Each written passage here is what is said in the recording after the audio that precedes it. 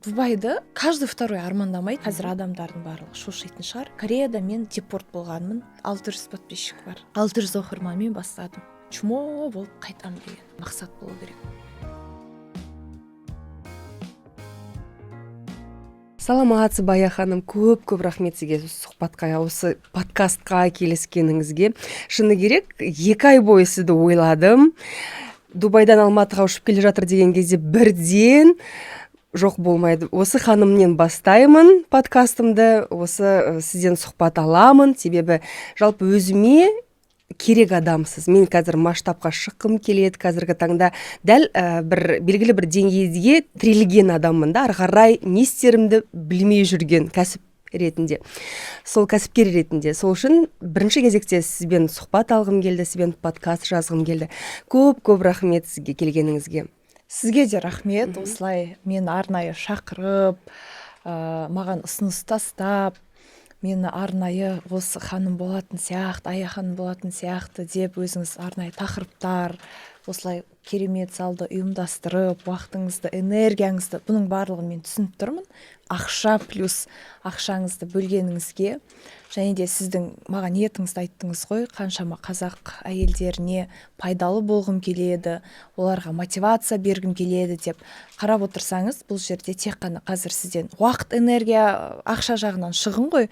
Бұл жерде ниетіңіздің өзі күшті болып тұр. Осы ниетіңізге сәйкес ары қарай осы подкасттарыңыз Қазақстан елінде өте танымал, не дейді, топқа кіретін, подкасттардың топ 10 подкасттарға кіретін, кәдімгідей қоғамда белгілі бір әйелдерге мотивация беретін, пайдасын беретін, ол тек қана мотивация емес, ары қарай әрекетке шақырып кәдімгідей бір әйел болсын өмірін өзгертуге себепкер бола беріңіз. Және де осы подкастымыз барлығына пайдалы болсын. Мен көп рахмет. Ниет демекші, сіздің семинарыңызда ең бірінші айтылған сөз ниет болды. Ниетімізді түзейік, бүгінгі семинарға қош келдіңіздер деп. Бұған дейін де Қуаныш Шонбайдың курстарынан өткем, ол кісі де солай бастайды. Ниеттен бастайды. Одан кейін TikTok бойынша Мейірбек ағаның курсын өттім, Мейірбек мырзаның, ол кісі де ниеттен бастайды. Сондықтан да жалпы бүгінгі подкасттың тақырыбында ниет пен нәтиже деп атадық. Және менің инстаграмдағы оқырмандарымның көбінің таңдауы осы тақырыпқа түсті. Сол ниет пен нәтиже деп атадық. Жалпы Ая ханым, енді өзіңіз таныстырып өтсеңіз, сіз кім деп таныстырар едіңіз қазіргі таңда өзіңізді? Өзімді ма? Қазіргі таңда тек қана бақытты әйел деп таныстыратын едім. Өзімді бір үлкен, мен мынандай кәсіпкермін, мен мынандай блогермін, психологпын деп айта алмаймын. Жай ғана бақытты, гармонияда өмір сүретін әйел деп қана өзімді айта алатын едім. Неге? Бәрібір кез келген, қазір өзім таныстырамын, осы жерде бір нәрсе айта салайыншы, инсайт келіп тұр да.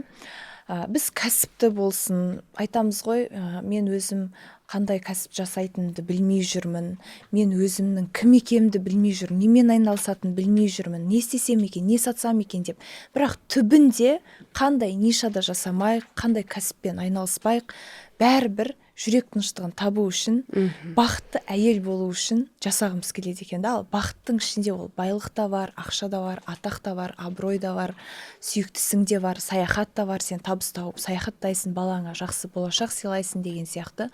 Сондықтан мен алдында өзіме ұлымды босанып болып сұрақ қойдым да, хорошо, мен осы уақытқа дейін бір дамылсыз жұмыс жасаппын. Сенесіз ба, мен 13 жасымнан бастап ешқашан демалып көрмеген адаммын ғой, 13 жасымнан бастап жұмыс жасағанмын. Қандай нәрсе қолыма түседі, бәрін сатқан адаммын. Бірақ түбінде сол 13 жастан бастап жұмыс жасауымның әрекеті жай бақыт үшін әрекет жасаппын да, күресіппін, әрекет жасаппын, ізденіппін, білім алыппын, қаншама елді сол жүрек тыныштығын табу үшін аралап, сол елге саяхаттап барып, бір адамды, бір сұрағымның жауабын іздеп барған екенмін. Ал тікелей сіздің сұрағыңызға келетін болсақ, сол қазіргі таңда өзімді бақытты әйелмін деп айта аламын. Бірақ кәсібіме келетін болсам, дәл қазір Дубайдан алтын өндіріп жатырмын, алтын бриллиант, және де коуч, психологпын, плюс еще инстаграмымды дамытып жатырмын, блогерлікпен айналысамын, одан бөлек товарный бизнеспен айналысамын. Белгілі бір товар бизнесіне белгілі бір нишам жоқ, бірақ барлығын личный брендтің арқасында қазіргі таңда өзім жүрегіме жақын товарлардың түрін сатамын, иә. Және де өзімнің брендіммен косметикамды өндірдім. Былай қарап тұрсаң, кішкентай ғана сияқты екен, бірақ көп нәрсе екен қазір. Өте ауқымды. Қазір байқап отырмын. Сол және де өзімді тікелей таныстыратын болсам, Шымкент қаласында, иә, Шымкент қаласының Түлкібас ауданы Балақты ауылы деген кішкентай ғана ауылда өмірге келгенмін. Өте қарапайым отбасында. Әкем электрик болған, ал анам болса повар болған. Повар болғанда да кухрабочая дейміз ғой, кухняда жұмыс жасайтын қарапайым жұмысшы. Бір ағам бар, бір әпкем бар, өзім үйдің кішкентайы болдым. Бірақ енді тағдырыма байланысты 12 жасымда жетім қалғандықтан, сол жастан бастап өзім өстім десем болады. Өзімді өзім бақтым, өзім тәрбиеледім, қажет кезімде өзімді қорғадым, еркеледім, таяқ та жедім, сатқындық та болды. Бірақ сол мен түбі бақытты болам, түбі армандарыма жеткен жан боламын деп әрекет жасап бүгінгі күніме жеттім. Қазіргі таңда сіз сияқты мен де өзім қазақ қыздарына мотивация бергім келеді.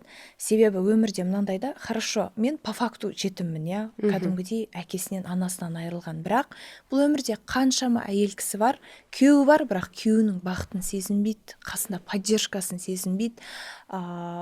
Әке шешесі бар, әке шешесінің махаббатын сезінбейді.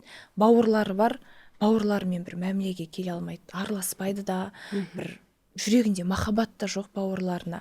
Сондықтан мен әйел кісілерге ешкімді кінәлай алмаймын мен. Сен тас жүрексің, немесе сен тәкаппарсың, неге сыйламайсың бар адамды деген сияқты. Ол бір әр адамның өзінің басындағы ситуацияда мен жай ғана қолдау көрсеткім келеді. Мен ешкімге анализ беріп, сөккім келмейді. Сондықтан мен өзім осы соңғы 7 жыл болды психология саласында әйел кісілерге кәсіп ашуына көмектесіп жүргеніме, мен қаншама отбасы бар болса да жалғыз әйелдерді көрдім. Соларға мотивация бергім келеді. Өзім жоқшылық көргендіктен әйелдердің байығанын қалаймын, көп ақша тауып. Бірақ баюдың соңында түбінде келгенде рухани байлық тұр екен да. Адам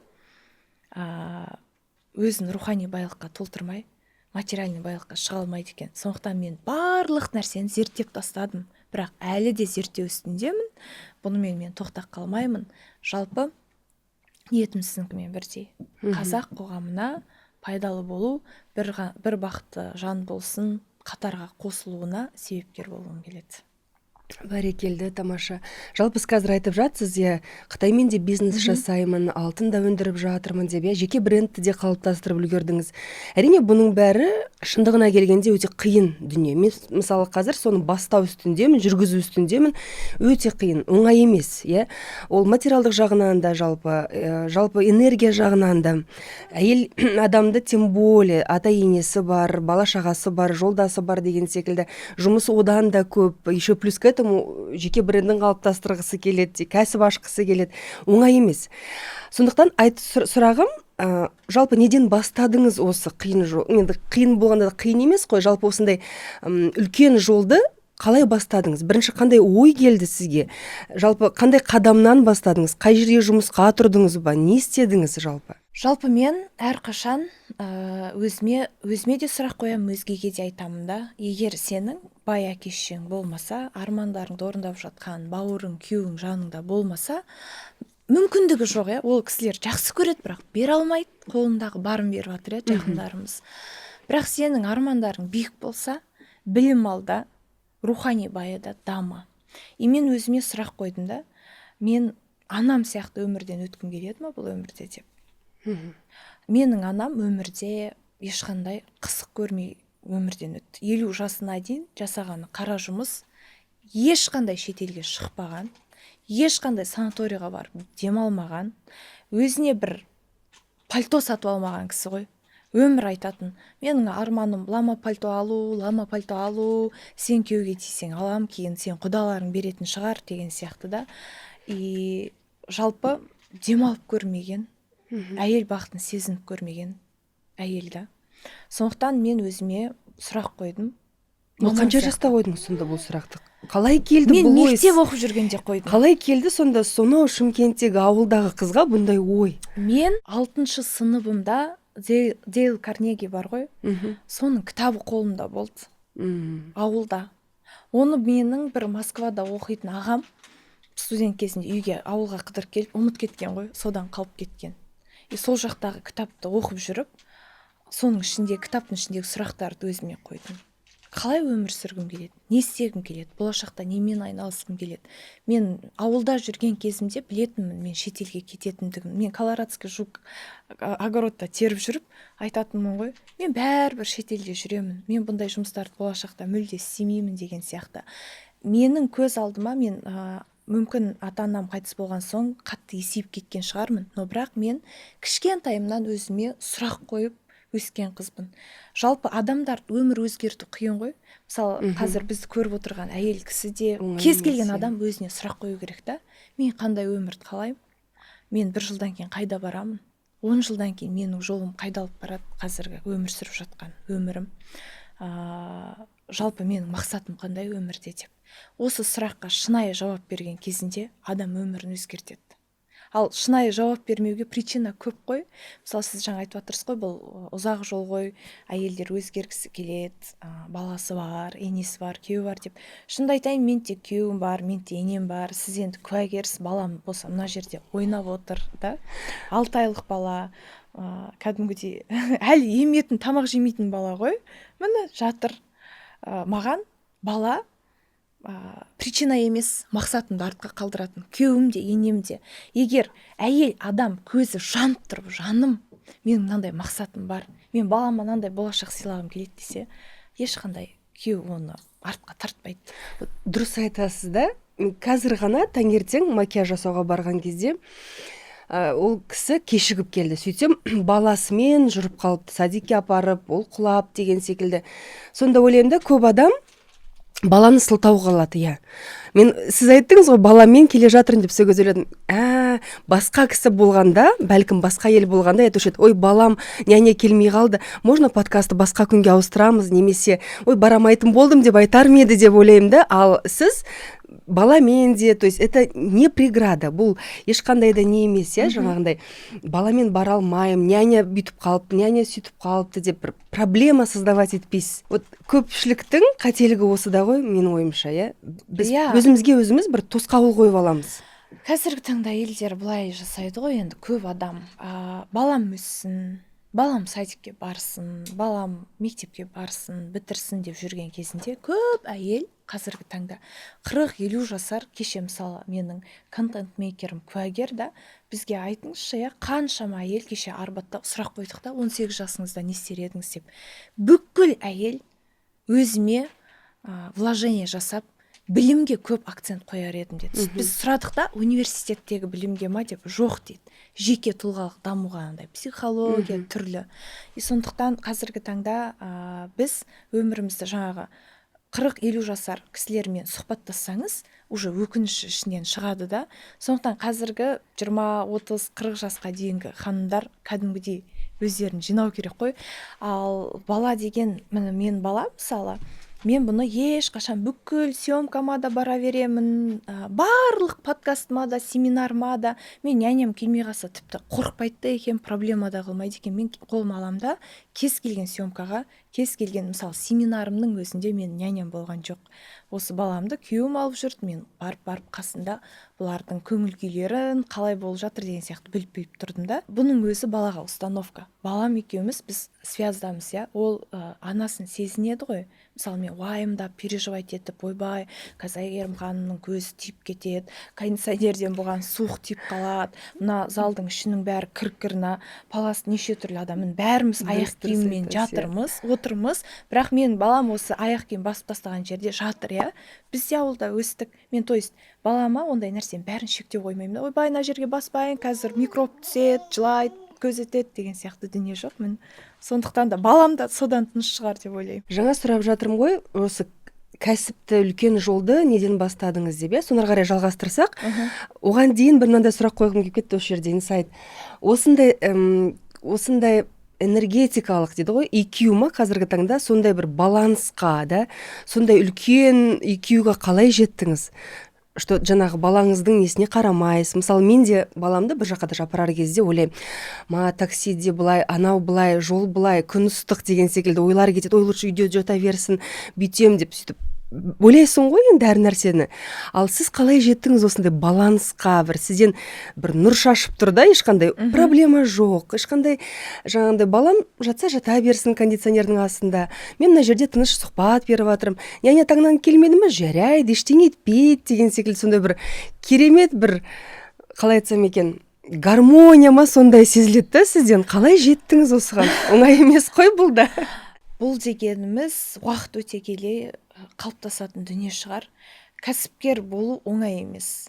Ол қазіргі таңда жақсы ойлай бер, медитация жаса, аффирмация жаса дейді. Әрине оның барлығы қажет, бірақ қиялмен өмір сүрмеу керек. Көп әйелдер қазіргі таңда жетістікке жетпей жатуының бір себебі курс, марафон, семинарға қатысып алады. Сол жердегі именно қиялы әңгімені бәріміз айтамыз ғой. Мен де айтамын қиялы әңгімені. Адамды армандатам, көзін жұмғыздырам, сезіндіртеймін байып жатқан, не? Сол сезіммен қиялы өмірде қалып кетеді да. Ал фактқа келгенде по факту шешпейді. Сол миындағы қиялмен өмір сүре береді деген сияқты да. И мысалы мен бүгін няням келмегенге, мен өзім еңбек етіп жүрмін ғой. Мен мына студияның қанша теңге екенін примерно білемін ғой. Сіздің макияжыңыз қанша теңге екенін мен білемін ғой. Бұның барлығы еңбек қой. Сондықтан мен адамның, не только өзімнің айналамдағы адамдардың ең бірінші уақытын, еңбегін және де ақшасын қатты құрметтеймін. Сондықтан да мен осы жаққа жолға шығып кете бердім. Мен білем, баламды әйтеуір бір жерге қойсам да подкаст жасап шығатынымды. Ал бұл дегеніміз просто опыт. Адам өзі пісу керек. Хорошо, сен бір няня келмегенге жынданасың, командаңдағы бір қыздың кешіккеніне жынданасың, бір жылсың өтпей қалғанға жынданасың, күйеуің қолдамай жылы сөйлемей қалғанға өкпелейсің. Сосын сен уже шаршайсың. Қашан осылай жүрем, өкпелеймін деп та. Бәрібір ситуация өзгермейді. Командада да, айналадағы адамдарда да. Сондықтан өзіңнің үлкен мақсатың бар болу керек, болды. А мен өмірлік ұстанымым өзімнің де уақытымды, өзгенің де уақытын, өзімнің де ақшамды, өзгенің де ақшасын қатты қадірлеймін, құрметтеймін, бағалаймын да. Себебі мен тиыннан теңге құралып жатқанын білемін. Мен бұл жерге студияға бірінші келуім себебі сізді сыйлағандықтан, екіншіден мен бұның артында қандай еңбек тұрғанын білемін ғой. Сондықтан келдім. Кейінге қалдырмай. Қандай керемет, міне кәсіби маман деген осы, бәрін түсінеді. Толық үйлесімді, толық баланста жүрген адам. Бәрекелді. Енді жаңа бірінші сұрағымызды жалғастырып өтсек, сіздің енді Дейл Карнегиден бастадыңыз, ары қарай не болды, ары қарай не өзгерді? Мен блокнотымды алып келмеппін ғой. Мен кезінде осының барлығы психология екенін түсінген жоқпын. Мен кішкентайымнан бастап блокнот жазғанмын. Кішкентайымнан бастап мен миллионер боламын дегенмін. Бірінші сыныптан бастап карта желаний екенін білмеймін ғой. Неосознанно карта желаний жасағанмын. Шетелдерді армандағанмын да. Бұл өзімнің менің табиғатымнан ба деп ойлаймын. Мен негізі кітаптарды көп оқығанмын ғой. Мектеп кезінде оқыдым да, студент кезінде қойып кеттім кітаптарды оқуды. Мүмкін сол әсер етті ма, мен түсінбеймін. Бірақ менің отбасында ешқандай адам болмады. Мен отбасымда ешкім кітап оқымаған ғой. Ешкімнің арман жазып отқанын көрмегем. Сонда осыдан мынандай ой келіп жатыр да, баланы адам емес, Алла тәрбиелейді деген рас болып тұр ғой сонда, Орта деген нәрсе бар шығар. Менің подругамның үйінде кітап өте көп еді. Біздің мысалы бір Комарова еді, біздің көшеміз Комарова деген көше, ауылдағы. Бірақ үйде телефон бар, домашний, ол менің подругамның үйінде, класстасымның. Бірақ үйде компьютер бар, ол менің подругамның үйінде. Бірақ үйде Sony бар, ол менің подругамның үйінде. Бірақ үйде кітап көп, ол менің подругамның үйінде. Мен содан мүмкін осы энергияның барлығын, осы көріп жүрген дүниенің барлығын алған шығармын. Барлық нәрсені соған қарап, мен кәдімгідей армандап, сол не жеп жатыр, сол сияқты болуға тырысатынмын. Сондықтан мен ойлаймын, мүмкін сол құрбым маған әсер еткен шығар. Соның үйіндегі атмосфераны алып келетінмін ғой мен, соны ішінен сезініп, кітаптар болса сұрап, телефонында әйтеуір сұрап, класстастарыммен сөйлесіп, сөйтіп сол қыздың үйінен азаннан кешке дейін шықпайтынмын. Ал бірінші табысыңызды қашан таптыңыз? Ең алғашқы табысымды 13 жасымда таптым. Мен 13 жасымда Арифлеймда косметикалар, сабындар саттым, особенно сабын, помадасын.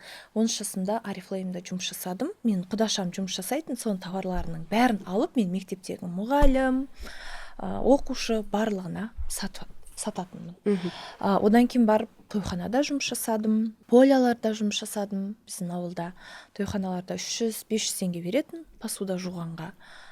Кішкентай болсам да сол жұмыстарды жасадым. Сосын тойларға биеге шығып тұратынмын. Жалпы 13 жасымнан бастап ақша қалтамнан үзілген емес. Одан кейін мына енді қазіргі кәсіби табысқа шығуға не итермеледі? Ол қанша жаста пайда болды жалпы осы кәсіби табыс Бірінші кәсіби табыс мен 19 жасымда сетевой маркетингте уже. Мен 19-да кезімде, қазір мен 32-ке толғалы жатырмыз. Уже бір айдан кейін 32-де болам. Осыдан 12 жыл бұрын Дубайды каждый второй армандамайтын, и каждый второй армандаса да бара алмайтын. 12 жыл бұрын. 12 жыл бұрын мен бардым. Біздің сетевой маркетингте біздің командада 30 мыңға жуық адам болса, соның 4 адамы барды Дубайға. Соның біреуі мен болдым. Айналамдағы кісілер 30, 40, 50-де болды. Мен ең жасы 19 жаста болдым. Кәсіби бір жетістікке жетуім, менің жетістігімнің үлкен масштабына еленуі, менің еңбегімді елеп, бағалап, шетелге жіберіп, үлкен бір жақсы қомақты сумма алғаным сол 19 жасымда сетевой маркетинг арқылы. Қазір адамдардың барлығы шошитын шығар, бірақ мен Qnet компаниясының мықты лидері болғанмын. Бәрекелді. Qnet компаниясында сол жақтың школасын алғанмын. Қазіргі таңда мықты продажник болуымның да себебі мен сетевой маркетингтерде көп жасауымда шығар. Арифлейм, NL, Qnet, Dream Trips деген компанияларда жасаған. Бұл жерде сұрағым, анандай нелер болмады ма? Кейінгі, мысалы, қазіргі өміріңізге әсер етпеді ма сол Qnetте істегеніңіз? Хейттар, мысалы, түрлі жаңағындай. Жоқ, ол кезінде де мені ешкім жақтырған жоқ.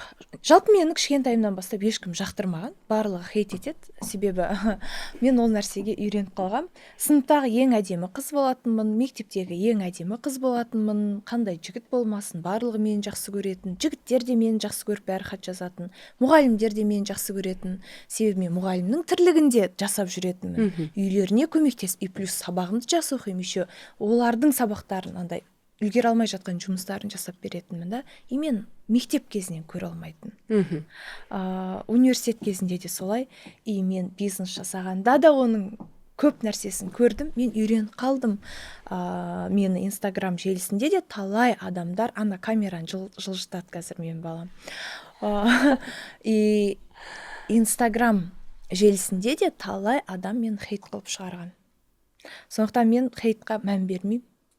Басында ең үлкен хейтті осы декабрь айында көрген шығармын мен өмірімде. Сол кезінде қатты бір 3-4 күн жылап жатып қалдым. Себебі бір адам маған ақша ұрладың деп жала жапты.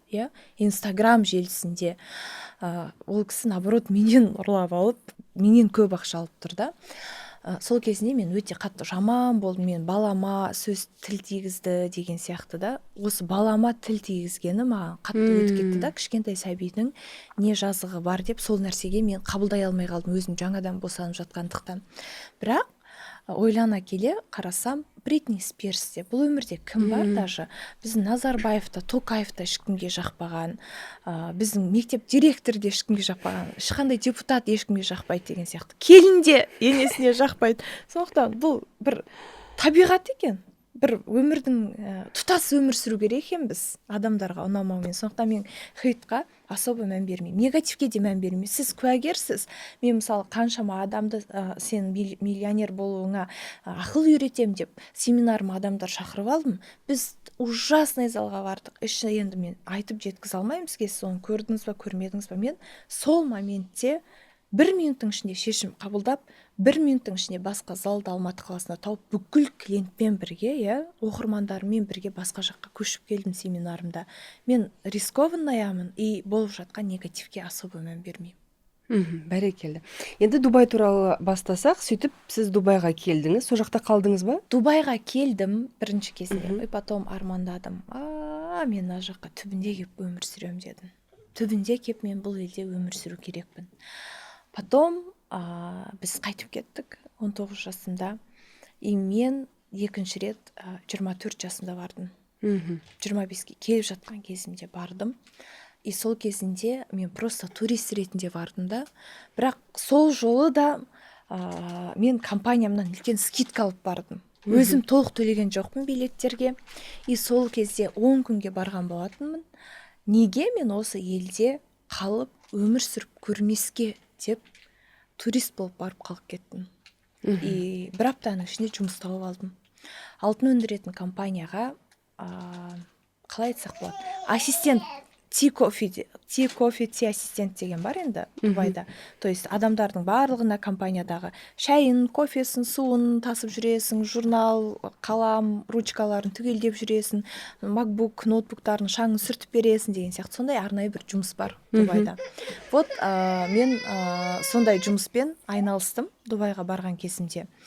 Потом енді көтеріліп жатқан кезімде ковид болды ғой бізде. Ковид кезінде мені қысқартып тастады компаниядан. Мені ғана емес, қаншама 30% компаниядан жұмысшыларды қысқартты. Бірақ бізді визамызбен қалдырды. Бізге 2 жыл виза берді.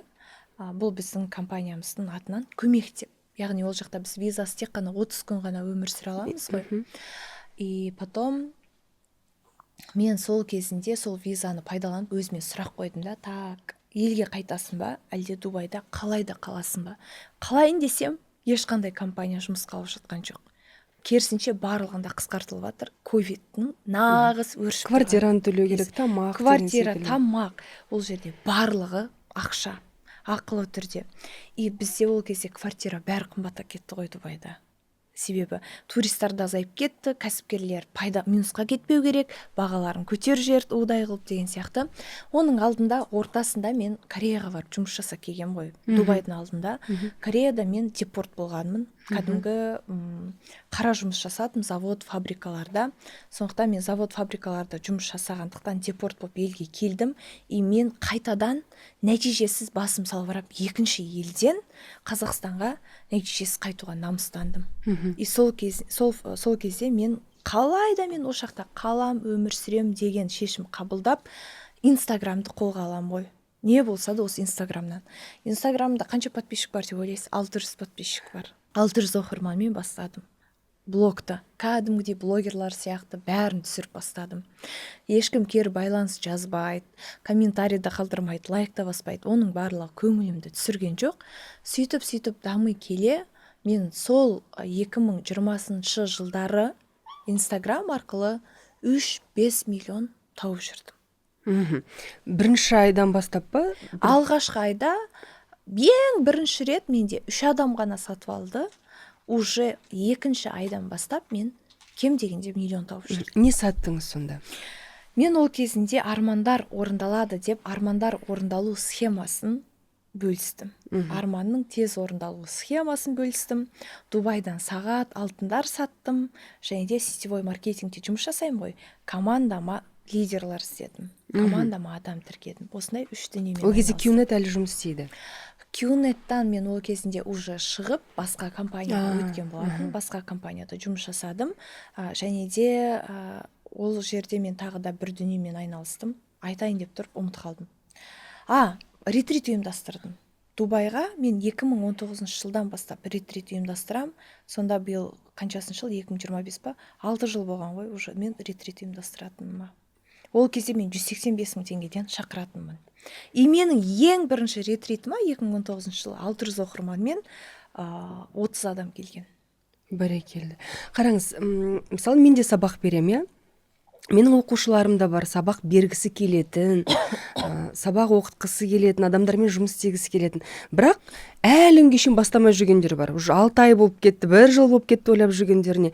Әлі бастай алмайды, Инстаграм жүргізсе де онша өтпейді, не істерін білмейді деген секілді. Сіз сонда қалай бірден сабақ беріп, қалай бірден Инстаграмды бастап кеттіңіз? Әйгерім ханым былай да, адамда үлкен желание болу керек қой.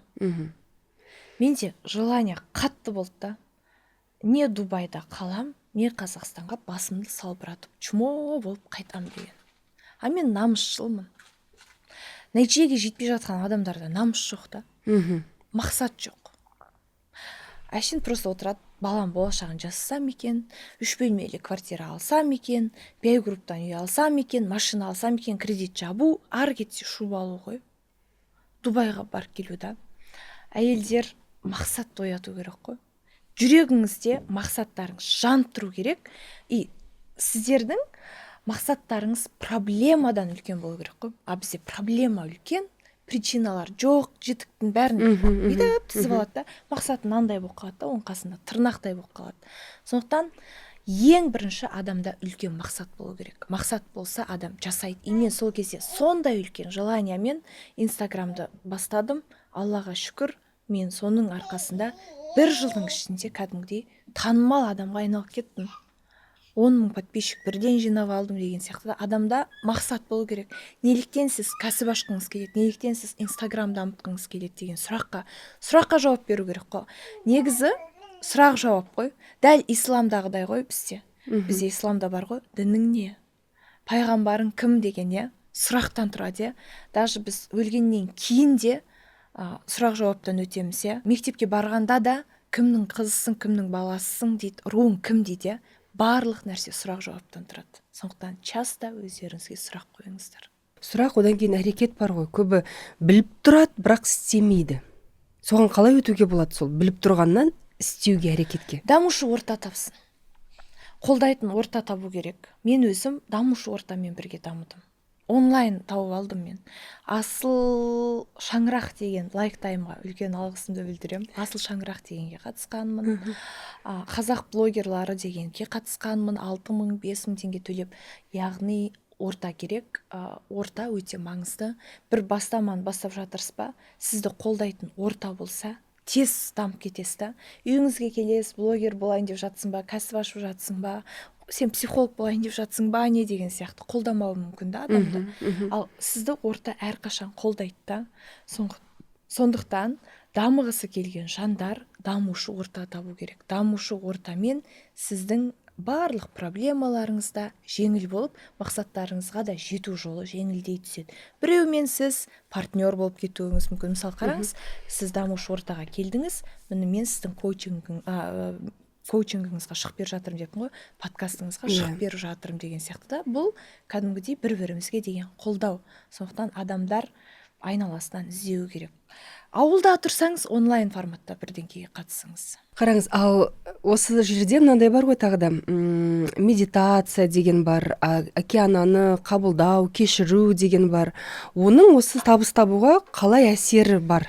Біреулер түсінбейді, біреулер айтады, жоқ, табыс табуға олардың мүлдем қатысы жоқ дейді. Сіз қалай ойлайсыз? Табыс бар, әке шешесін сыйламайтын, туған туыспен араласпайтын, немесе отбасында барлық нәрсе қирап жатып, ол бизнесті құра алмайды.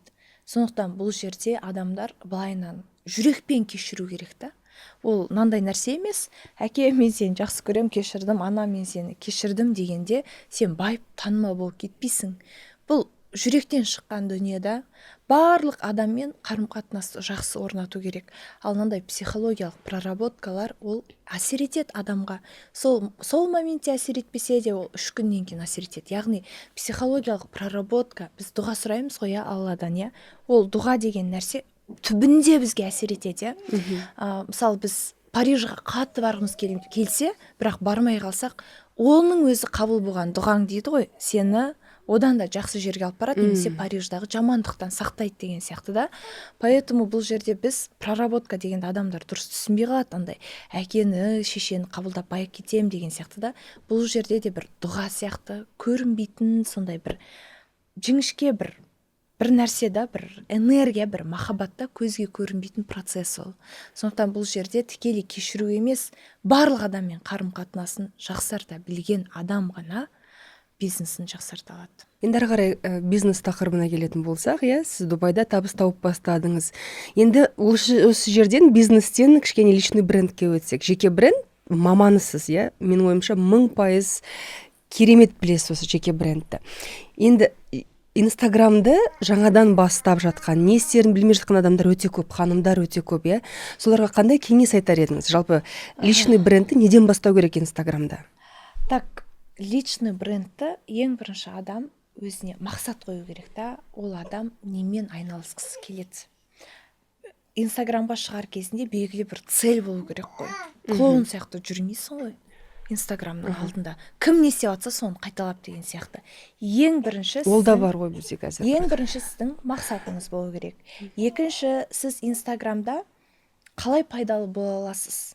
Сол сұраққа жауап беру керек. Және адамдар сізден не қалайды? Сол сұраққа жауап беру керек. Және де сіз соңында енді ашық әңгіме. Сен қанша табыс тапқың келеді Инстаграм арқылы? Қанша миллион ақша тапқың келеді? Соны білуің керексің ғой. Осы төртеуін, қанша ақша, сен не бере аласың, жалпы сен қолыңнан не келеді, адамдар не қалайды, және де қанша табыс тапқың келеді, және де сен адамдарға қанша теңгеге сатасың. Осылардың барлығын четко білген кезінде сен Инстаграмды да кез келген кәсіпті де жүргіздіре аласың. Ал бұл сұрақтардың барлығына четко каждыйына жауап бере алмасаң, ол болмайды. Бизнесте маржа деген бар. Мысалы сен Инстаграмға шықтың бір ай бойы, бірақ сен дым пайда көрмедің, сен выгорать етіп кетесің ғой. Поэтому барлығын ашық түрде айту керек та. Кейбір адамдар бар ғой, мысалы, Алла разылығы үшін мен тегін жүргіздірем, тегін психолог боламын, тегін Инстаграм деген сияқты. Ондай нәрсе жоқ. Бәрібір адам өзінің ақысын алғысы келеді. Біз өзіміз даже күйеуіміз сәл еркелетпей қалса, соны өзіне деп шығамыз ғой. Сондықтан адам бәрібір күтеді да. Сондықтан бұл жерде шынайы түрде жауап беруіңіз керек. Қанша тапқым келеді, қаншаға сатқым келеді, адамдарға не бере аламын, олар менен не қалайды, және де Инстаграмды қандай форматта жүргіздіремін деген сияқты сұрақтарға. Вот как раз формат, контент қазір не жүргізген өтімді? Так, қазіргі таңда барлық нәрсе өтімді қылып жасауға болады. Инстаграмда танылғыларыңыз келсе, қазіргі енді ол нәрсенің мен табиғатыма мүлде келмейтін, тренд музыканы қарау керексіз. Қандай тренд музыка болып жатыр, қандай би болып жатыр. Мен биге жоқпын қазір. Соны қайталау керексіз, трендтарды. Біреулердің видеолары миллионға атып жатса, соны автоматты түрде под себя жасап, өзіңнің атыңды, өзіңнің данныйыңды қойып қайталау керексіз. Инстаграмдағы дамудың ең бірінші фишкасы анализ жасау рынокқа. Кім дамып жатыр, соны аңдып отыру, соны қарап отыру. Бірақ ол адам болып алу емес мақсатың. Сен ол адамда, поверьте мне, бір жерден көріп жасады. И сондықтан сен сол музыканы аласың, соның форматын аласың, соның шрифтін аласың, соның салған уақытына дейін адам аңдуы керек қой. Бір үлкен фишка айтайын, бір блогер тез дамып жатыр, соны көріп отыр сыртынан, соны аңдыңыз. Рилсы сағат қаншада шықты? 12-ден 15 кеткенде, кешкі сағат 18-15 кеткенде, 21:00-де шықты. Ертесі күн сізде соны қайталаңыз. Бір апта қайталаңыз. Бір аптаның ішінде сізде нәтиже болады. Прям тупо бір адамды алып, бір апта қайталаңыз. Не айтып жатыр? Соның тақырыбын өзіңіздің табиғатыңызға байланысты, өзіңіздің нишаңызға, өзіңіздің кәсібіңізге байланысты келтіріп аласыз оның әңгімесін. Сөйтіп айтасыз халыққа деген сияқты ғой. Мен өзім солай дамыдым. Қайталап айтам, бұл жерде біреуді копировать ету емес. Бұл жерде Инстаграмда только тренд, бренд арқылы ғана дамыйсың, ал тренд брендті сен плюс 1,500,000 просмотры бар адамдарды ғана қарайсың, анализ жасайсың, қайталайсың. Мысалы, кәсіпкер ретінде айтатын болсам да, 1 миллион салайық дедік, жалпы контентке, таргетке, содан 5 миллион шығару керек. Қалай істеу керекпіз? Не істеу керекпіз? 1 миллионды салып 5 миллион шығару үшін таргетке жіберу керек па 1 миллионды, или блогерге ма рекламаға, или контентке салу керек па, не істеу керек па? Бір айда шығару үшін 5 миллион. Бұл жерде дәл осы подкаст арқылы оны ешкім түсінбейді де, жасай да алмайды. Но бірақ анализ жасап миына түртіп алса болады өзіне. Бұл жерде четкий анализ керек, бәрібір білім керек, стратегия керек. Яғни мысалы мен дәл күні кеше таргетке $60 салдым. $60 қанша теңге? $60 салдым, 250 мың шығардым. 3 мың теңге ме? Сонда $60 жоқ, шамамен айтқанда? $60 деген. Жоқ, 3 мың емес. Примерно 30 мың. 30 мың, иә. 30 мың салдық, 250 мың теңге шығардық. Иногда сен 100 мың теңге саласың таргетке, даже 100 мың шығармайсың деген сияқты да. Бұл жерде адамдарға дәл қазіргі таңда таргетке де, рекламаға да ақша құртуды кеңес бермей қояйық. Бірақ қатты дамығысы келген адамдар күніне 3-5 рилс үздіксіз парақшасына салып үйренсін. Осы бір ғана қадамды жасау арқылы сатылым да, оқырман да, охват та барлығын акив алуға болады. Бірақ мынандай ақша жұмсайтын дүниелерді бұндай дәл осылай подкастта кеңес берсек, ол қате болып қалуы мүмкін. Ол стратегияны дұрыс құрмауы мүмкін да. Біздің осы сөзді, бір ғана сөзді іліп алып таргетке 1 миллион теңге. Ол жерде аудиторияны анықтау керек. Аудиторияны анықтау керек. Артында өте көп дүние тұр ғой. Сіздің жалпы контентке қанша уақытыңыз кетеді, қанша адам жұмыс істейді, қанша ақшаңыз кетеді айына? Менде дәл қазіргі таңда 2 контент-мейкер бар, 1 маркетолог бар, тағы да 1 менеджерім бар деген сияқты. Бұл жерде мен былай жасаймын. Мен каждый 3 айда 1 рет үлкен запуск жасаймын. Кәдімгідей 10 мың студентім болатын сияқты запусқты 3 айда 1 рет жасаймын. Ал ай сайын мен кішкентай ғана командамен жұмыс жасаймын. Менің командамда постоянно тұрақты түрде 5 адам жұмыс жасайды. Сол 5 адам қалған 45 адамды алып келеді, 50 адамды. Қосымша, да? Қосымша объем болған кезінде 20 менеджер алып келеміз, видеографтар дополнительно жалдаймыз, прогрев жазатын адамды жалдаймыз деген сияқты.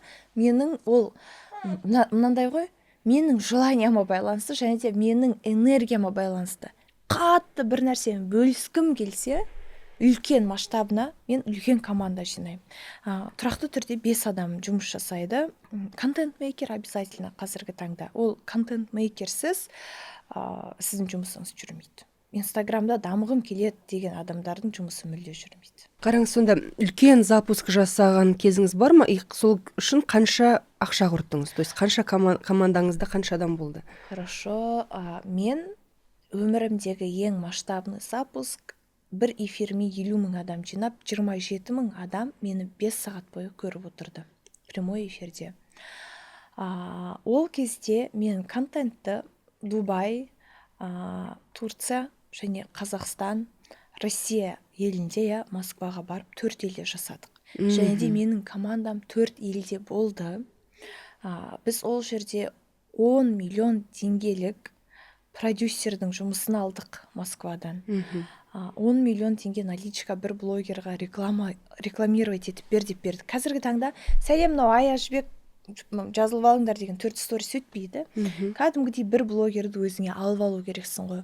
1 ай бойы сол сені рекламировать етеді, сол сені хайп жасайды деген сияқты да. Бізде 65 миллиондай ақша кетті бір проектті жасауға. Оның ішінде ойнататын заттарымыз бар, адамдарға беретін сыйымыз бар, командамыз бар, 4 елге ұшып келуіміз бар, жаңағы блогерға 10 миллиондап беретін ақшамыз бар, сондай дүниелер шықты. Қанша шығардыңыздар запускта? Ақтады ма өзін? Запускымыз нақты ақтады. Ол кезінде біз жеңілген жоқпыз. И плюс еще 140 мың подписчик жинадық Инстаграмнан да, ТикТоктан да. Бірақ плюсқа шықтық. Ал бар ғой, мысалы, қазіргі таңда машина ойнатады, жаңағы, апталап үйлер ойнатады. Бұл манипуляция ма адамдармен? Жоқ әлде бұл контентке керек нәрсе ма? Маған жақпайды екен. Маған жоқ. Мен машинада беріп көрдім, мен үйде беріп көрдім. Оның не рахметі жоқ, оны халық сен шын ойнаттың деп жатқан адам да жоқ. Таныстарымнан сұраймын ғой, сен сенетін бе едің? Жоқ дейді. 50-50 да. И машинаны сыйлап жібересің ғой, иә. Ол адам сені 6 секундтан кейін ұмытады.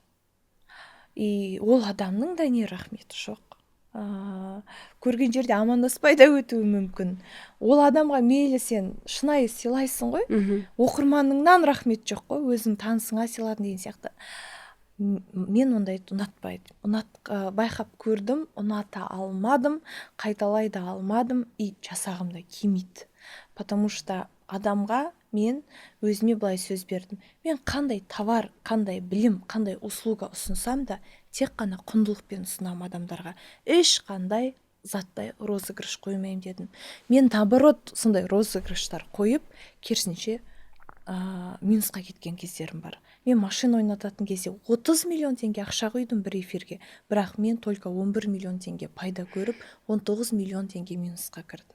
Шынымен машинаны бердіңіз? Шынымен машинаны бердім. Вот, көз алдыңызға елестетіңізші, мне плохо, мен миымда өтіп жатыр картинка, что провал болды, халық эфирді көріп отыр, ешкім сатып алып жатқан жоқ, 11 миллион теңге касса жасадық, мына жақта шу шар жарылып жатыр, давайте машина егерін анықтайық. И айналаңда адамдар жүреді, давайте анықтайық деп. Но сен кәсіпкерсің ғой деген нәрсе бар да. Ана жерде жалғыз өзіңнің ғана жүрегің ауырады да. Айналаңдағылардың бәрі улап-шулап кетеді. Қасыңдағы түсіретін адамдар да, видеографтар да деген сияқты да. Поэтому менде сол машинаны берген кезінде мен кәдімгідей жаман болғанмын. Ол адамнан қызғанып емес, өзімнің жан дүнием ана жерде быт-шыт болып жатты да. Бұл менің ақымақтығым ба, бұл не деген сияқты. Поэтому машина ойнатқан күні 30 миллион құйып 11 миллион теңге табыстадым. Бар ма мынандай адамдар жалпы контент үшін өтірік ұтысқа қояды да, шын мәнінде бермейді, шын мәнінде өтірік береді деген секілді болды ғой сондай талай. Прям өз көзіммен ешкімді ұстап алып көрмегенмін. Әртүрлі рынокта әртүрлі айтады, бірақ мен өзімнің айналамдағы таныс блогерларыма жауап беретін болсам, менің айналамдағы кәсіпкер, эксперт, блогерлар шынайы түрде ойнатып жүр. Мен осы уақытқа дейін өзімнің айналамда өтірік ойнататын адамды көрмедім. Мысалы, мен Айгүл Ерубаева деген ханыммен бірге почти что үйді сыйлап жаттық, бірге ойнап жаттық. Мен мысалы ол ханымға даже сомненияда ұстай алмаймын. Себебі араласам, сөйлесем, кездесем, ол кісі де иногда маған анда жақсы араласпасақ та бір-екі рет сырын айтып қалады деген сияқты. Сондықтан мен білмеймін, болашағын ойлайтын адам өтірік ойнатпайды. Ал вот контент үшін жаңағында бір асыра сілтеп көрсететін жағдайлар болады ғой. Мысалы, керемет үй, мысалы тіпті мынандай да болып жатты ғой, 1001 розаны прокатқа алып жай контент үшін түсіріп көрсетуге болады. Үлкен қымбат машиналарды түсіріп көрсетуге болады прокатқа алып деген секілді. Ондай жағдайлар болды ма сізде жалпы? Жалпы ол дұрыс па контент үшін солай жасау? Так, мен де 1001 розаны алғанмын. Бізде контенттерде 1001 розаларымыз болды. Мен Дина Төрәліге 1001 роза сыйлағанмын. Маған күйеуім 1001 роза сыйлаған деген сияқты. Шынайы түрде сыйланды ма, жоқ әлде прокатқа алынып контент? Шынайы түрде сыйланды. 1001 роза 650 мың теңге тұрады. Кәдімгідей газелін барлығын жалдадық. Бірақ енді ондай блогерларды да бар дейді. Шынды айтсам, мен қазір уже бір адамды сөге алмаймын. Бір адам ажырасып жатыр ма, бір адам өтірік ойнатып жатыр ма, қашан біздің басымызға келетінін білмейміз. Сондықтан да мен біреуге баға берумен қазіргі таңда мүлде айналыспаймын. Айналысқым да келмейді. Каждый адам өз жауап береді. Бірақ мен өзіме тікелей келетін болсам, прокатқа көйлек алып түсеміз. Мынандай үлкен көйлектерді зал арендовать етеміз съемкаларға деген сияқты да. Дубайда машина арендаға алған кезімізде болды съемкалар жасауға. Но бірақ енді жаңағы күйеуім өтірік сыйлық беріп, или күйеуіме бірдеңкені сатып алып беріп, осы маған берші деген сияқты дүниелермен айналысады. Контент үшін солай істеу дұрыс па? Жаңағындай кішкене бүйтіп асыра сілтеу. Ол енді әр адамның өзінің табиғатына байланысты. Мен асыра еш нәрсені сілтемеймін, еш нәрсені көрсетпеймін. Мен командам білет. Мен үшін мынандай нәрсе. Күйеуіме бірдеңкені сатып алып беріп, оны маған берші деп айтқым келмейді, айта да алмайтын шығармын. Ал енді қалған адамдар өздері біледі ғой, өздері жауап береді, өздерінің көздері ашылады, көрінеді, сезіледі деген сияқты ғой. То есть рилс түсірген кезде, жалпы контент түсірген кезде ханымдар барынша шынайы болған дұрыс, да? Үйінде не бар, сонымен 1001 розасыз-ақ, есік алдында өсіп тұрған розасымен де контент жасап түсіре алады, иә? Сонымен ақ танымал бола алады. Бұл жерде мен бір адамдарға түсінік мотивация беріп кетейінші. Қазір көп адамдар ойлауы мүмкін. Все поздно. Қандай танымалдылық, осы уақытқа дейін қаншама адам танымал болды. Ерке Есмаханды тұрғанда мен кіммін? Аяз Жібек тұрғанда менің психологиялық консультациям олардың жаңағындай Dior, Chanel киіп жүргенде менің үйімдегі киімдерім қайда қалады деген сияқты. Олай ойламаңыздар. Себебі мен де кезінде сөйтіп ойлағанмын. Айнұр Тұрсынбаева тұрғанда менің марафонымды кім алады? Қуаныш Шонбай тұрғанда менен маркетингті кім үйренеді? Танымал болуды, танымалдылықты деген сияқты менде де өзімнің ішімде сұрақтар болған. Бірақ ондай дүние жоқ. Инстаграм 2 жылдан кейін тағы да дамиды, 5 жылдан кейін тағы да дамиды. 5 жылдан кейін Инстаграмның көзі кетсе вообще, оның орнына басқа дүние шығады. То есть біз онлайн бизнесқа өтіп жатырмыз. Сондықтан да қыздар, егер сіздер нөлден бастап жатсаңыздар, ешқашан да сіздерде ой болмасын.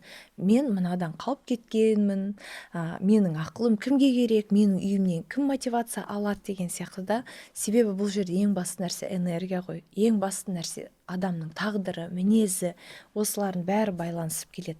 Бірақ әрине үй барлығы әсер етеді, поэтапно ол нәрсені де жасап ала беруге болады. Но именно үй, внешность, бренд киімдер үшін тоқтатып қоюдың қажеті жоқ, өзінің дамуын. А вот жеке бренд арқылы, Инстаграм арқылы мықты, күшті ақша табуға бола ма? Мысалы, айына бірнеше миллион, жарайды, айына 1 миллион дейікші, 1 миллион, 5 миллион. Мен өмірімдегі ең қымбат покупкаларды Инстаграм арқылы алғанмын.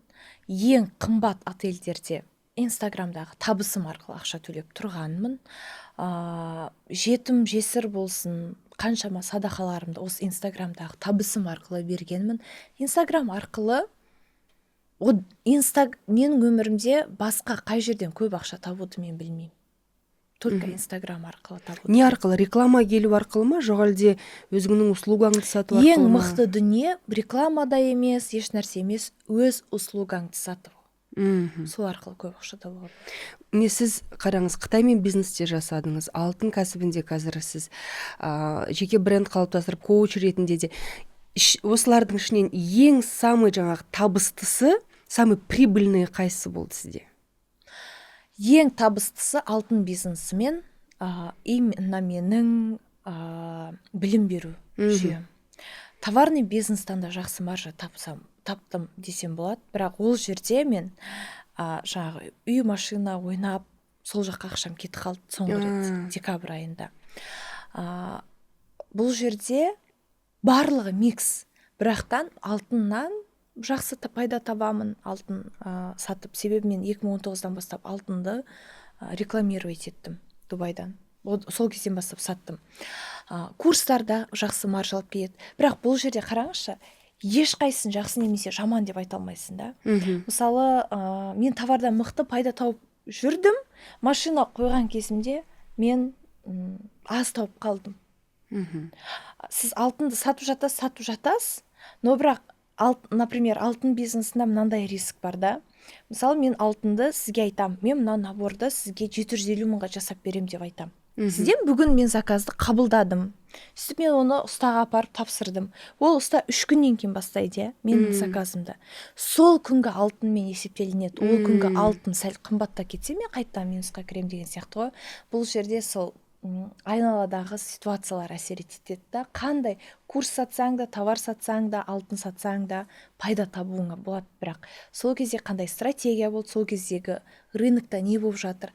Даже білесіз ба, біздің Инстаграмдағы курстарымызға әлемдік деңгейдегі соғыстар әсер етеді. На доллар әсер етеді. Менің алтын бизнесіма тікелей Дональд Трамп әсер етеді. Трамптың көңіл күйіне қараймыз дейміз ғой. Трейдингпен айналысатындар особенно Трамппен айналысады. Сондықтан да бұл жерде қай жақтан көп ақша таптыңыз дегенде ситуацияға байланысты. Сол кезде мен қандай маркетинг қолданамын, қандай стратегия қолданамын, және де қоғамда қандай соғыс, атыс, не болып жатыр, ашаршылық, су тасқыны деген сияқты, соның бәрі әсер етеді.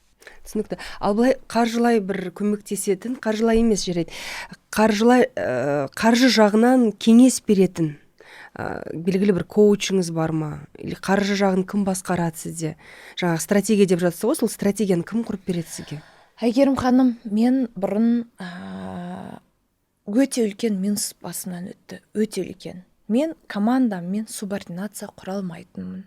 Командамдағы өзім жетім болғаннан кейін ба білмеймін, мен каждый адаммен алдына түсіп жақсы болып кете беретін әдетім болған. Документке мүлде мән бермейтінмін. Мен документке қатты мән беріп бастағаным соңғы жарты жыл. Договорларға, документтерге. Оған дейін қатты мән бермей, сіз біз болып сыйласып жұмыс жасай беретінмін. Мен бірақ соның үлкен минусын көрдім. Сондықтан жаңадан жұмыс бастап келе жатқан кәсіпкерлер, кез келген адам документке мән беріңіз. Мен бұрын кинодан көріп таңғалатынмын ғой. Біз бұрын кино қарайтқанда былай болатын еді ғой. Бір бразильский бір сериалдар болатын еді ғой кішкентайымызда. Ананың үйінде психологы бар, юрист, адвокаттар болушы еді ғой кинода. Міндетті түрде. Юрист, адвокаттары деген сияқты. Мен соған таңғалатынмын ғой.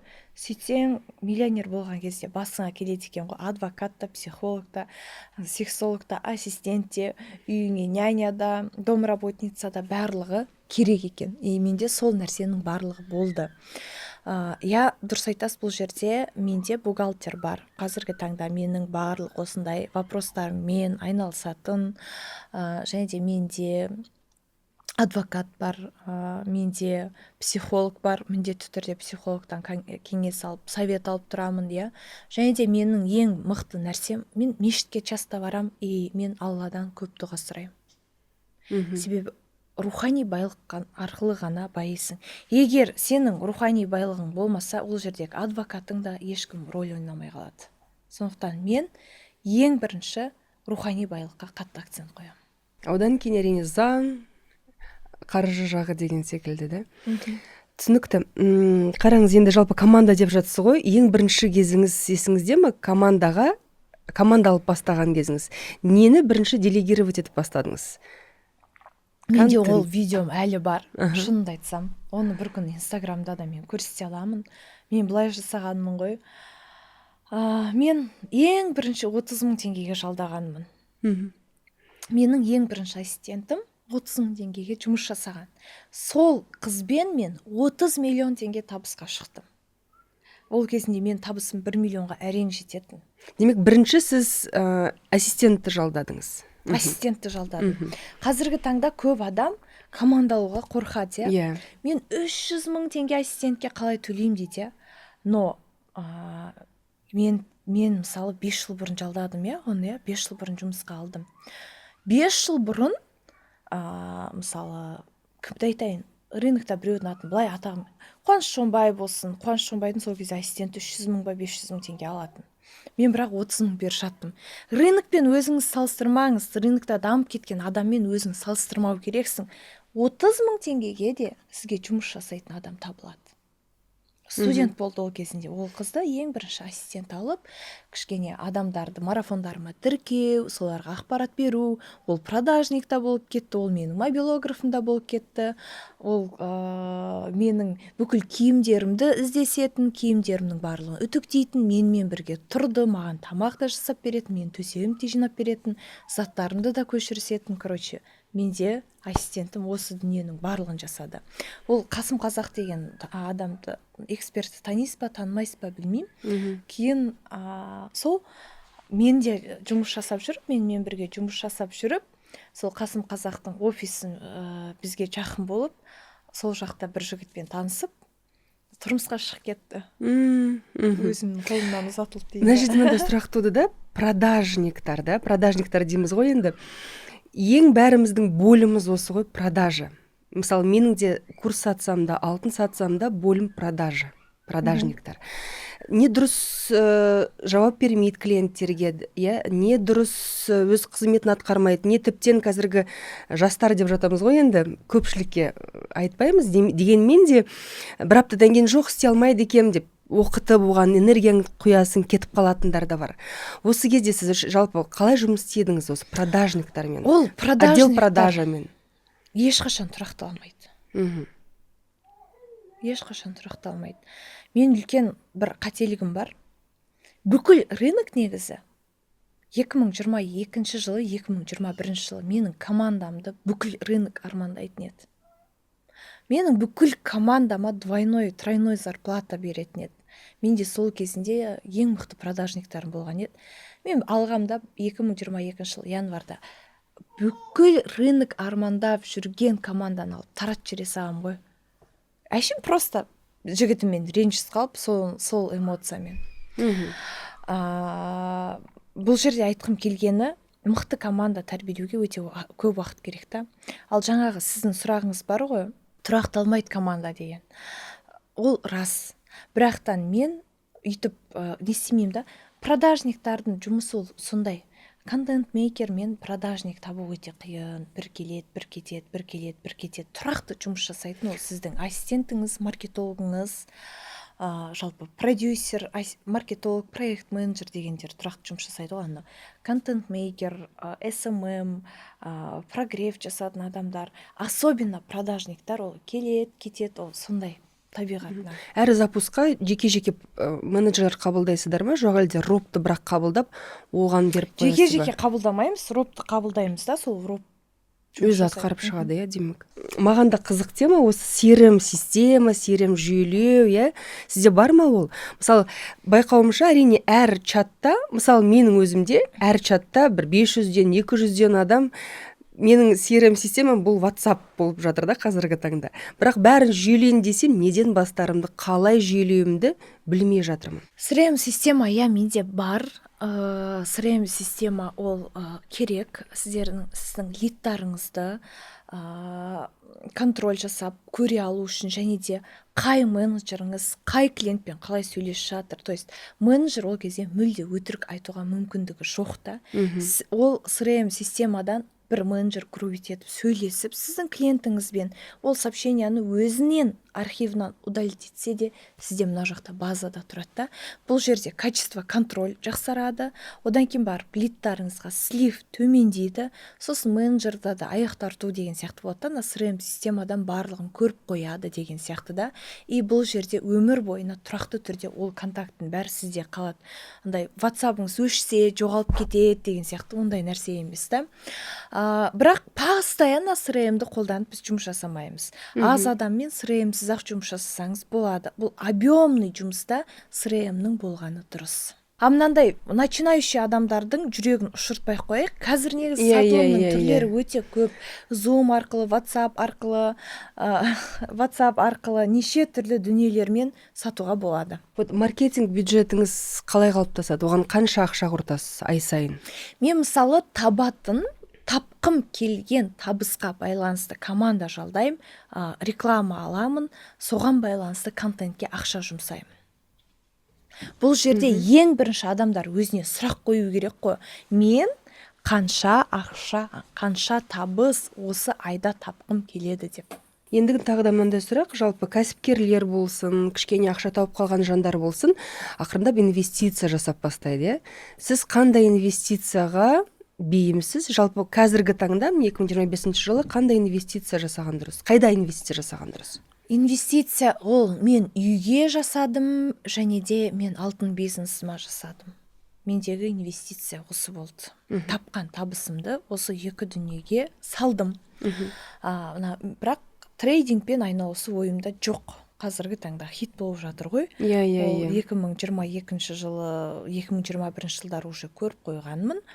Яғни әр адам өз зерттеу керек, үйге салғысы келеді ма, алтынға салғысы келеді ма, трейдингпен айналысқысы келеді ма, немесе садик ашқысы келеді ма, ол да инвестиция деген сияқты ғой, немесе банкте сақтағысы келеді ма. Оны адам өзі ойлануы керек. Ал мен жалпы өзім үй алам, және де өзім алтын бизнесіне құйдым. Демек, қазіргі таңда жаңағы жылжымайтын мүлікке және өз кәсібіңе салған дұрыс инвестицияны, қайтарымды ақша. Инвестиция ол жаңағы жылжымайтын мүлікке қайда?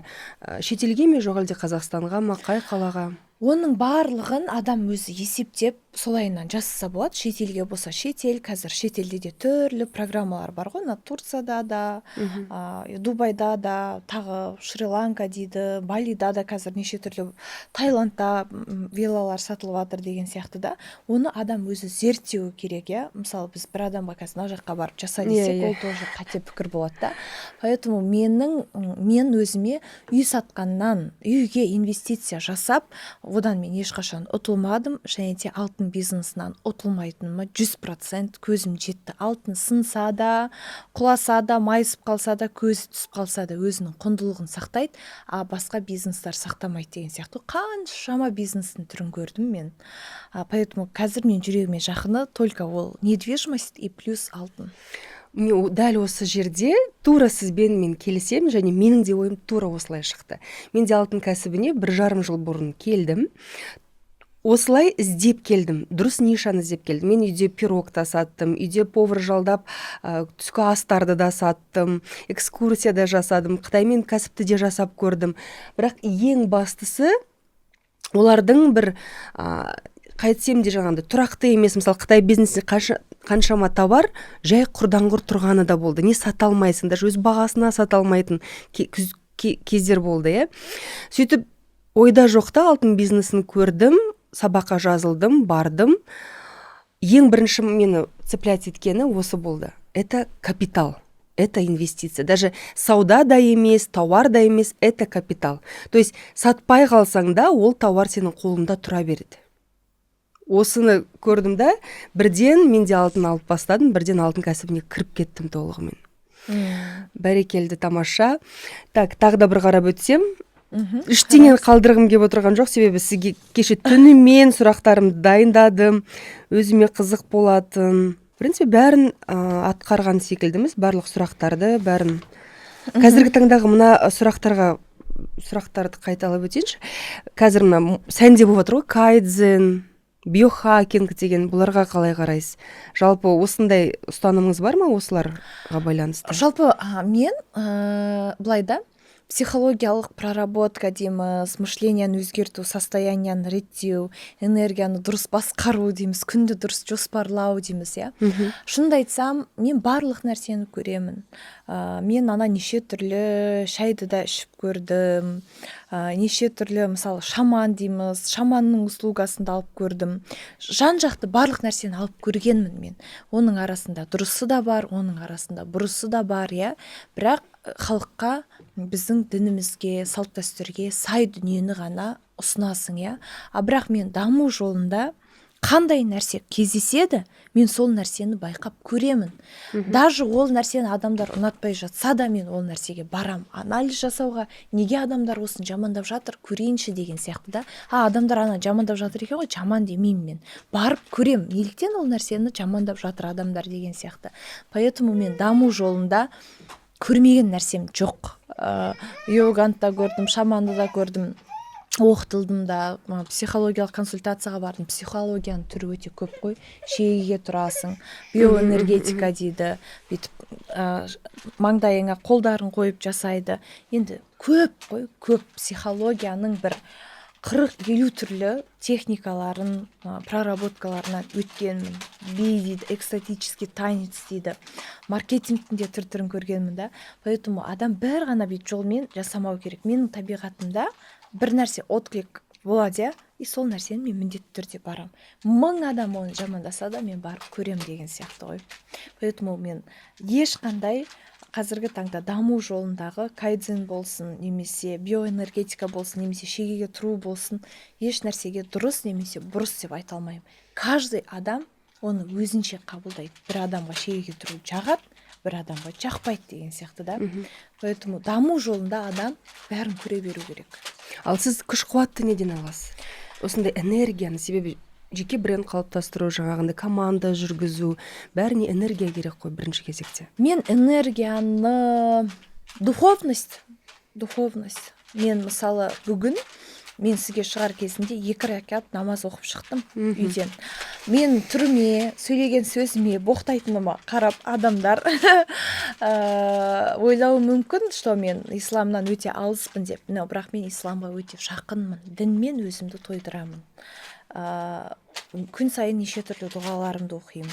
Мен ерінбей аятыл күрсиді 40 рет, фаляхты, насты 40-40-тан оқимын. Оны 40-40-тан каждыйын оқуға адамның, сіз ол сүрелерді примерно білесіз ба? Оны адамның сабыры жетпейді. Ясин сүресін оқимын. Ясин сүресі ұзақ мынанша аяттан тұрады. Мен соны ерінбей орнымнан тапжылмай 40 минут оқимын. Сонда қараңыз, сіз айтып тұрсыз ғой, жаңа йоганы да көрдім, шегеге тұруды да бәрін көрдім деп. Сондағы демек сіздің бәрін көріп, ой түйгеніңіз сонда бәрібір де сол ислам намазы болып тұр ғой, да? Иә, мен ең бірінші соны өзімнің өмірімде қатты қолданамын. Одан кейін барып міндетті түрде мен жаяу көп жүруге тырысамын. Мен одан кейін күні бойы күнімде медитация жасаумен өтем. Мен, например, қазір сізбен подкаст біткеннен кейін мен баламмен машинаға мінем ғой, иә. Оның қарны ашты ғой. Азақ қалды. Қазір береміз. Мысалы, мен баламмен бара жатқан кезде тоже өзімнің алғым келіп жатқан үйді барлығын елестетіп барам. Мен состояниемен больше көп жұмыс жасаймын. Визуализация, состояние, дұға. Постоянно, әр секунд сайын, иә? Иә, сағат сайын мен соны көз алдыма елестетем. Вообще 72 сағаттық техника деген бар ғой. Адам өмірін бірдеңке жаңадан нәрсе өзгерткісі келсе, өміріне жаңадан бір дүние енгізгісі келсе, биылға деген жоспарыңыз қандай? Биылға деген жоспарым, мен алда блокнот, өзімнің кітаптарыма қатты мән бергім келіп жатыр. Кітап шығарасыз? Иә, кітап шығарғым келіп жатыр. Мына баламды аман есен күшті қылып өсіргім келіп жатыр. Одан бөлек биыл мен 100 000 плюс оқырман жинаймын деген ниет қойдым. Сосын мен биыл көп демалып, көп ақша тапқым келіп жатыр. И мен биыл бір сетевой маркетингке қатты кіргім келіп жатыр, бірақ қандай сетевой екенін әлі таңдай алмай жатыр. Демек, идея сіздерге ұсыныс тастап көрсеңіздер болады. Сетевой маркетингті қатты, сосын алтын бизнесінде онлайн, тек қана онлайн емес, офлайнда ашқым келіп жатыр. Мына жаңағы 72 сағаттық техника дегенді айта салайыншы. Адам өмірін өзгерткісі келсе, 72 сағаттық өзгерісті таңдаса болады. Оказывается, 72 сағатта адамның полный денесінде, жалпы миында жаңа нейрондар тез қалыптасады екен. И сіз 72 сағатта бір дүниені қалап тұрса, мысалы сіз 10 000 оқырманды қалап тұрса, 72 сағат бойы күндіз ояу жүрген кезіңізде 1 сағат сайын 5 минут, 10 минут соны көз алдыңызға елестету. То есть қайта-қайта миыңызға сигнал беру. Ұйықтап жатқанда, конечно, миыңыз демалады, бірақ бәрібір миымыз күні бойы өмір сүрген, көрген, ойланған нәрсе бәрібір миымызда сақталады ғой, поэтому осы нәрсені практиковать етіп көрсе болады адамдар. Бәрекелді, тамаша. Көп рахмет сізге, Ая ханым, бүгін сұхбатқа келгеніңізге. Сұхбат болып кетті деп ойлаймын, подкаст емес. Бәрібірде ең бастысы мен алғым келген сұрақтарға жауап алдым. Сізге көп рахмет, Ая ханым. Осылай өрбей беріңіз, алдағы мақсаттарыңызға жете беріңіз, балаңыздың қызығын көріңіз, үбірлі-шүбірлі болыңыз. Менің ойымша, адамның ең басты байлығы, бақыты, ол үбірлі-шүбірлі немере шөбересінің арасында төрде отырып, бата беріп отыруы. Бұл ең басты байлық деп ойлаймын өмірдегі. Сондай байлыққа, бақытқа жете беріңіз. Ой, жақсы, рахмет. Мен мысалы, сізге де алғысым шексіз, да. Мына жерде адамдардың барлығы енді бізден ақыл, кеңес, мотивация алып отыр ғой. Бірақ мен мына жерде менде бір сұрағым бар да. Мен де осы подкаст ұйымдастырып, подкастты қолға алсам ба деп жатырмын. Соны мен әлі зерттеу үстіндемін. Мен бір рет подкаст жасап көргенмін. Провал болған. Мен дұрыс ашпағанмын ғой адамды, дұрыс ашпағанмын да, сөз де бермеген сияқтымын, енді комментарийларға қарасақ та. Подкаст вообще қандай форматта өту керек сіздің ойыңызша? Мен жолдасым подкастқа жіберердің алдында әңгіме деп жіберді. Әңгімелес. Ал мен өзім журналист болғандықтан жаңағы сұрақ жауапқа кетіп қалам да өмірі. Әңгімелес деп. Бәрі сөйтіп айтып жатыр, көбі әңгімелесу дейді. Еркін отыру, еркін сезіну, әңгімелесу адаммен. Сол жауабынан сұрақ пайда болу, жауабынан сұрақ пайда болу.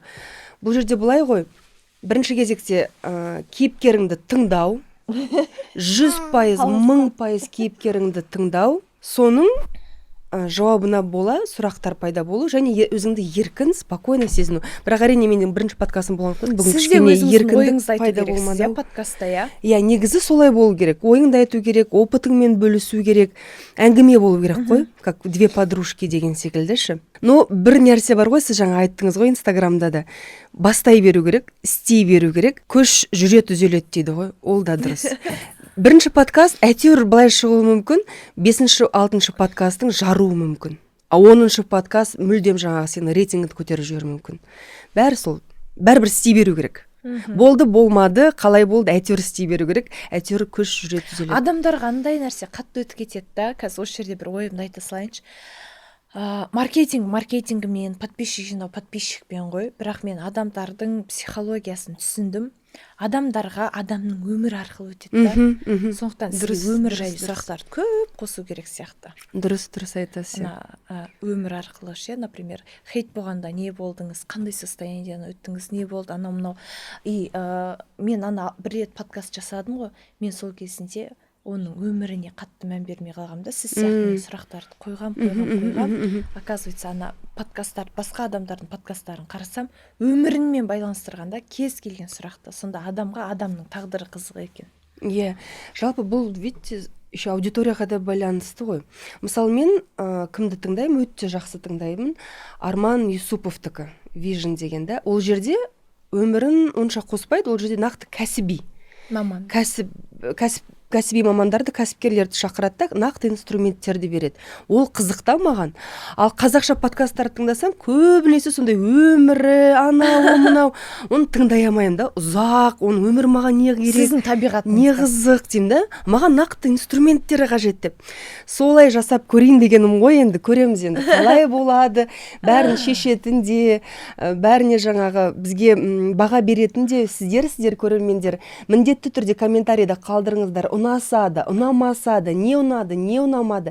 Міндетті түрде ойларыңызды қалдырыңыздар. Келесі жолғы подкасттарда соны ескереміз. Және Ая ханымға да сұрақтарыңыз болса, қоя жатсаңыздар болады. Міндетті түрде жеткіземіз.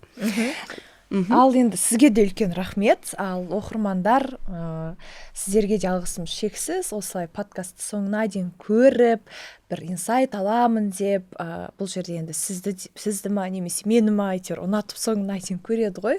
Өз пікірлеріңізді қалдырыңыздар, отметка жасаңыздар. Айгерім ханымды да, мені де пікірлеріңізді күтеміз. Қандай кері байланыс берсеңіздер де, бір қолдау көрсетемін десеңіздер де, әттеген ай мына жерін былай жасау керек еді десеңіздер де, барлығын көтереміз. Сондықтан сіздерден кері байланыс күтеміз. Айгерім ханым, енді бұл сіздің бастамаңыз ары қарай дами берсін, жақсы таныла беріңіз, еңбегіңіздің жемісін көре беріңіз. Ана ютубта не бар ғой? Кнопкалар бар ғой? Золото, даймонд деп бөлінеді ғой. Соны ала беріңіз, сол нәрсе бұйыра берсін. Аумин, рахмет сізге, рахмет. Барлықтарыңыз рахмет, сау болыңыздар. Керемет, тамаша. Ая ханымның енді бұндай керемет энергетикасымен бүгінгі күнім тамаша өтеді деген ойдамын. Рахмет сізге, Ая ханым. Керемет жансыз, шын көңілмен айта аламын. Рахмет сіздерге, көрермендер. Рахмет сізге келгеніңізге, уақытыңызды бөлгеніңізге, энергияңызға. Жақсы, рахмет сізге де.